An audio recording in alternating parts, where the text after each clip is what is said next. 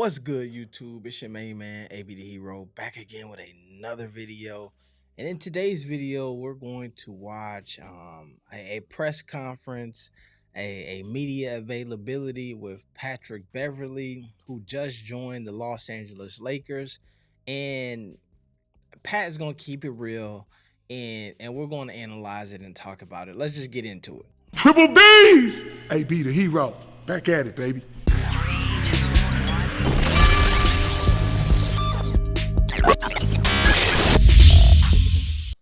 So, if you can't tell by now, on this channel, I really like to watch these post-game press conferences. Post-game press conferences, media available. I like to watch these type of things, especially when it's with an athlete or a personality who is going to keep it real, right? You got guys like the Patrick Beverleys, the Coach Primes, Deion Sanders of the worlds. There's a few of them. Every now and again, LaMelo will give you something where it's like, yo, I don't know if you're supposed to tell people that, but there's a few guys who keep it real with you, and Patrick Beverley is one of those guys. And to me, it's important because sports is such a blueprint for the real world, right? There are elements to sports that if you can harness and incorporate in your daily life, you would thrive, right? The teamwork aspect of it, the communication aspect of it, the problem solving aspects of it, the determination, dedication, the will to win, all of these different aspects of sports. If you can harness them, your work life will thrive, your relationships will thrive, your and I would say I mean romantic relationships, but also your parental relationships, your father to son, son to father, with your friends, entrepreneurial, all of these different things. So I always appreciate that. And I think that it's important when you have guys like a Patrick Beverley who is going to give you the real, right? Because oftentimes you get media trained into just giving a surface level answer and never pulling the curtain back in teaching the world, giving some guidance and some information that folks who probably aren't going to learn these small nuances of things from watching the X's and O's and how much you put a basket, how much you can score, but will learn it when you talk to them about it post game in these podcasts, in these different interviews. I think of Kobe Bryant and how much Mamba mentality has shaped the world post watching him playing in the game, right? Just the ideas that he shared were big and mean so much to people. Let's get into Pat Beverley. Now, first things first, we got to start with this clip here because this sets the tone for when I talk about how my man Pat Beverley keeps it real. You get the the first punch in the mouth here. Let's just listen to it. You'll be playing with LeBron James and Anthony Davis. They will be playing with me. Yeah? Yeah, I made the playoffs last year. They didn't. It's the difference. Have you guys started talking yet? Yeah, of course. Yeah, but I'm glad that we get a chance to play with each other. Then anything else, I'm excited to see it go on. I'm excited to get the battling going. You'll be playing with Now, LeBron James. here's what I'm saying right away. You already see what that locker room is going to be like, right?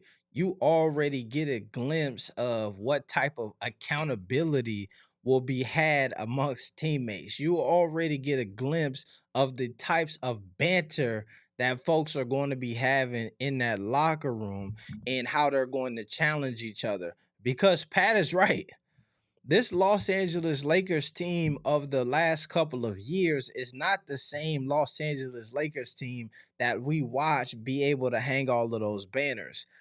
This is a team that didn't even make the playoffs. Now, Pat is selling it a little bit here because he was the play-in tournament MVP, and They celebrated just making the playoffs as if they had won the whole thing, and then he later realized, you know what, man, maybe we was tripping a little bit. But let's go here. All right, here is the post game interview that I really wanted to talk about, and we might watch the whole thing, but we'll probably skip around, just because there's some nuggets in here that I feel like are really good. So I think we can, truthfully, we can let's skip that first 40 seconds where I believe he's talking about some of the stuff we heard him say before of his always wanting to play with Bron and watching him and all of this stuff. But one of the big things that I think when I talk about what you can learn from sports in general is you see Patrick Beverley and Russell Westbrook getting ready to coexist on this team, right? For the betterment of the culture of the squad and all of that stuff, and both of them understanding their value and all that. He's gonna get into this, but they had beef. At least sports beef, at least beef to where we would have, as fans, would have thought, nah, this would have never happened. But they also have respect, and I think that that's something that can be passed down. Remember, I was asked this question, I think a couple, 2, 3 years ago about someone I always wanted to play with. He was the first name. Obviously, I've been knowing Bron since I was a baby, but rookie in this league, so obviously I want to play with him. But just a player with that, competitive spirit, that fire, that will, that dog, that nastiness, that grit, to have a running mate like that, I've never had that. So I'm super excited. I'm super excited to see where it goes. Obviously, like any relationship or any marriage, things, we gotta have tough conversations. I mean, that's what comes with winning. But I'm excited about those conversations. I'm excited about the practice, and I'm just excited to be able to compete with someone like that. How do you Now, we already have talked about, based off of that first comment that we heard from him, I mentioned that you can already see the accountability. You can already see the table being set for tough conversations, right? Oftentimes, we don't really know what's going on in the locker room, and then you have somebody get in front of the media and take what we would consider to be a subtle jab, throwing some shade at a teammate, and everybody goes crazy. Here, we know, I can guarantee you throughout the season, it's going to be some jabs and some accountability on this podium, but it's also going to be respect and admiration followed behind it. It's always important to, if you're going to be critical of something, to build relationship with said something, right? That's when people listen a bit more, is when I know it's coming from a place of love, and I know it's not coming from a place of hate or trying to tear something down. I see that a lot, right? People always got an answer or a solution, but they don't have love with it, and that's where oftentimes people can't hear it. think you guys fit together? I think it's perfect. I shoot a ton out the right corner wing. He posts on the left wing. Out of ATOs, he likes to post on the right wing. I shoot 50% from the left corner three. I mean, it works. To have another ball handler out there with me, obviously with with LeBron also. I think the more ball handlers, I think the better you are a team. Now, one of the things that we do on this channel a lot is body language don't lie. And if you watch this Patrick Beverley post game, you can see the different emotions that he feels about these different topics, right? So there is a bit more of conviction and convincing that he's doing when he's describing how they can coexist on the court. And I think that that is a strategic play because they both play the same position. So it would behoove them to really feel like we could play together, or else one of us is not going to play. And if you really looked at the stats and all of these things, like watch this, let me show you something. When we talk about the body language, right? Um, when he's convincing, you can see he's making eye contact. He stands up a bit. He's trying to be more assertive with this statement How do you think here. you guys fit together? I think it's perfect. I shoot a ton out the right corner wing. He posts on the left wing. Out of ATOs, he likes to post on the right wing. I shoot 50% from the left corner three. I mean, it works. To have. And you can see him really make that eye contact with the reporter. That to me, that's saying like I'm trying to. Are you getting this? This makes sense because if you don't understand it, I can keep going. Another ball handler out there with me, obviously with with LeBron also. I think the more ball handlers, I think the better you are a team. Pat, having been on the other side with the Clippers for so long, what is it like for you to be a Laker now? Here's one of the funniest things I noticed when I was watching this from a body language standpoint is you can pause it here and he hasn't spoken anything, but you can see the smile starting to form on his face.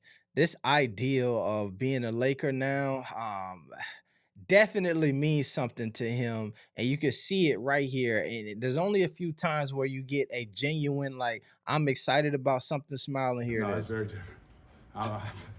Night and day too. I mean, just walking around the city, you almost get a different respect. But with that respect comes a lot of responsibility too. So, you don't take for me, my upbringing in this league, you never want to take an opportunity like this for granted. You're talking about one of America's teams. So with that comes a badge of honor and respect that you have to play with each and every night. But that's something I do anyway. Patrick, you cited the stats haven't really been about it for you, but there are some stats like net rating, right, individual ratings that. I want to say that the comments about um, the difference between playing on the Clippers and the Lakers to me, man, that's dope to hear him. You know what I mean? Link that together because it legacy does matter, right?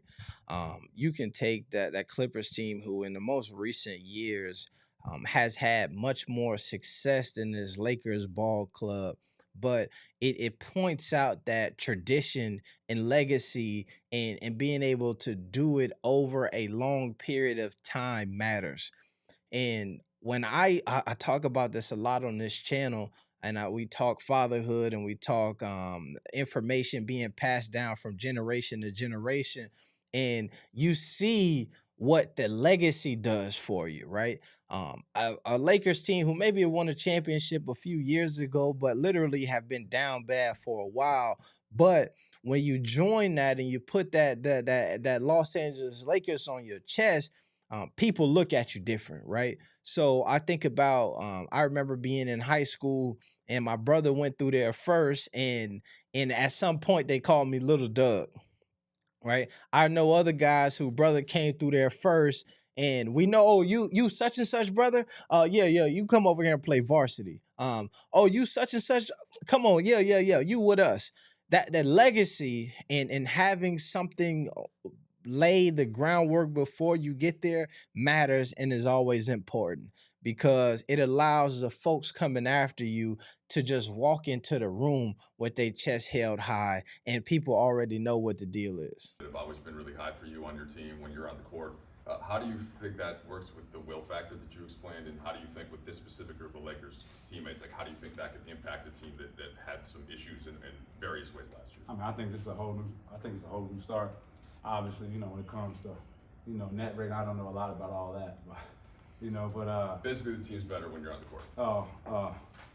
Well, yeah, but when it comes to all that stuff, I'm gonna just be Pat. Obviously, I'm gonna go in there, I'm gonna compete at the highest level, and I'm gonna have fun doing it. So, thank you, love that, brother. First dime of the year, thank you. Now, allegedly, that was Russ Westbrook threw that towel to him, and you love to see that, right? What I talked about earlier, they had some initial beef, and so that's like a sign of yo, it's squash, bro. You over there sweating? Let me help you out. Oh yeah, but no, I just I love playing basketball. I've been doing it since I was a kid, so I mean I just love to compete, and like I said, I don't want to take advantage of this opportunity. Well, so just dating back to last year, you go to Minnesota, and it does seem like you have an impact on the culture there, the defensive intensity, etc. What did you do in your mind, and how did that go, and how do you think that translates? Houston Rockets and the Clippers, and Minnesota. I just didn't want to make sure you didn't forget your team. Well, those are for sure, yeah, but most All three of their ass, yeah. Yeah, I changed the culture, all three of them, yeah. But I'm not here trying to change the culture. I'm just trying to implement what I feel like has worked over the past years, and that's the more closer you are, the more you are a team, the more you spend together, the better you'll be as a team. If you can't have those tough conversations amongst each other, you damn sure ain't gonna have them in front of 20,000 people while the crowd is going against you. So my thing has always been camaraderie, team, and you do that and you play hard and you just let the dominoes fall, whatever. this is when I talk about the small things that you can operate and start to enact in your own life offside of the court, outside of the court. This is what I'm talking about. He's giving you a blueprint to success as far as building camaraderie amongst your team. You can do that in your family. You can do that at the workplace. Uh, to me, that's this is I'm about to get married in February, and one of the conversations that I had with my fiance was about the invitation list, right? And I wanted to invite all of the people who work in my area to the wedding. And obviously, initially, it's like, why would you invite them? This is the people you work with. But to me, man, these are the people who I spend probably the most time with over the last 3 years. These are the people who, when there are things happening in my life, um, they have to deal with it more than anybody else. Because if I'm in a bad mood, that might affect. If they're in a bad mood, there's a bit of this thing that I have consistently been able to do in every job is try to be some type of glue. And so for me, man, I'm the guy who I want to know. I'm gonna ask you some questions. I'm gonna talk to you about the randomest things ever. We're gonna have some solid workplace banter, but some of the greatest advice that I've gotten in a professional setting, especially as a black man, is you have to be able to make people see you as a full-fledged person, right? You have to be more than just the job title. You have to be a person. And then once you create that type of relationship with folks, you see opportunities. You see more people wanting to go to bat for you. You see more people respect you and understand why you do what you do and why you don't do what you do at times. And it's big. And to me, that's the blueprint he just laid out for this Los Angeles Lakers team to build that camaraderie to be successful. Where they fall from there.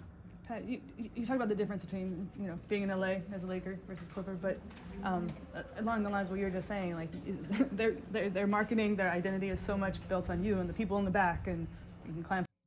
So here's what I was saying. Here's the difference between the first time she asked him about that the Laker thing and this time. The what you see in his face is not the same. City, right?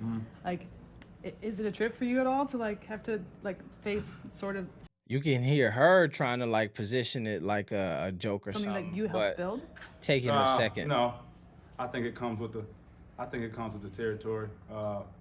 Obviously, when it comes to structure and when it comes to you guys like to use the word culture, whatever that when it comes to that, obviously you can hint me and throw a title on it. But I just like to win.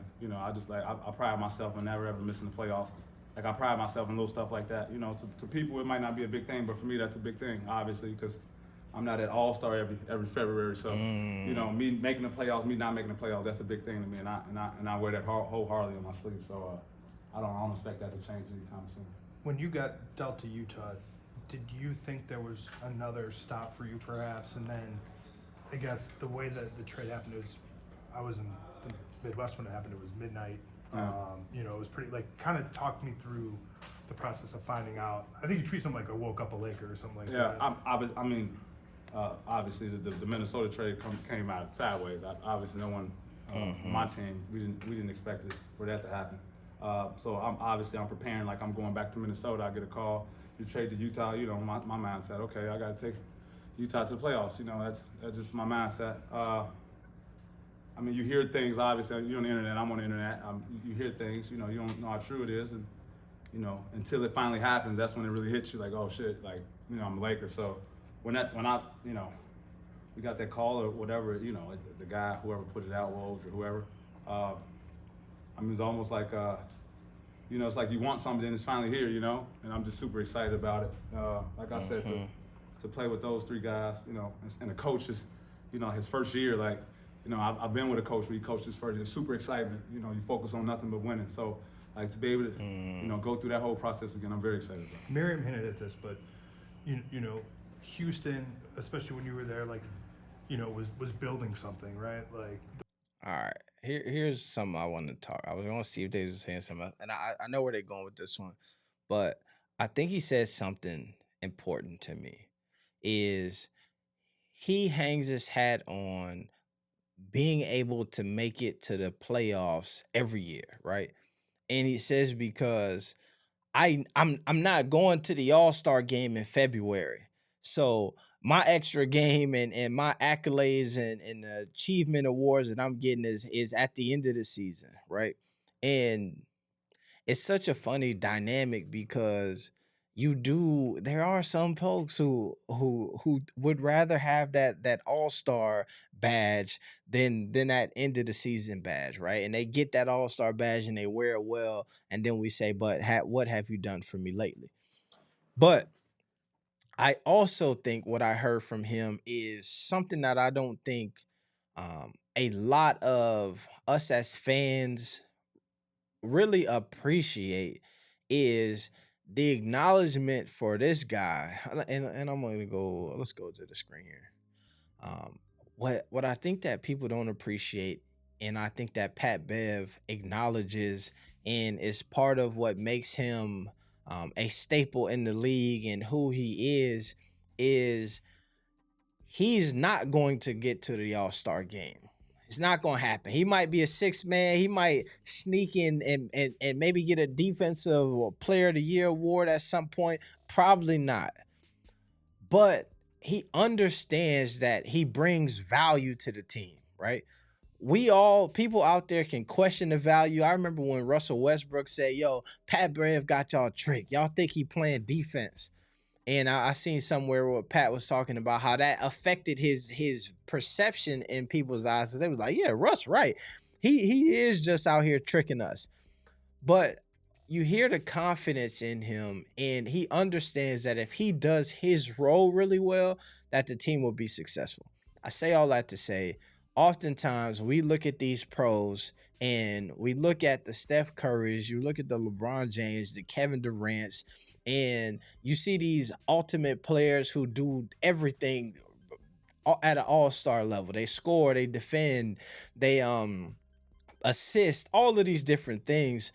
But you overlook oftentimes the guy who really understands what his role is bought into that, and knows that if I am not the weakest link in the chain, shit, even if I could become the strongest link in this chain, it's going to push this team further and further and further and further. And I think that that's what Pat Beverley does. I liken that back to somebody that we talk about oftentimes on this channel, the Lonzo Balls, the Jello Balls of the world. I remember when Lonzo joined the Lakers, the thing that Magic Johnson said is he's going to shift the culture. He's going to do these things. The intangibles are there. And so it's interesting to think about how do you, right? Like is there a space for that guy up in the rafters? Or is it space for that guy to just understand and hang his own little jersey in his own Hearts Raptors and retire himself? You know what I mean? I don't know. It's your main man, AB the Hero. I appreciate y'all checking this one out. We finna get up out of here. Peace. Be the hero. No, not peace. +1, triple B's. We out.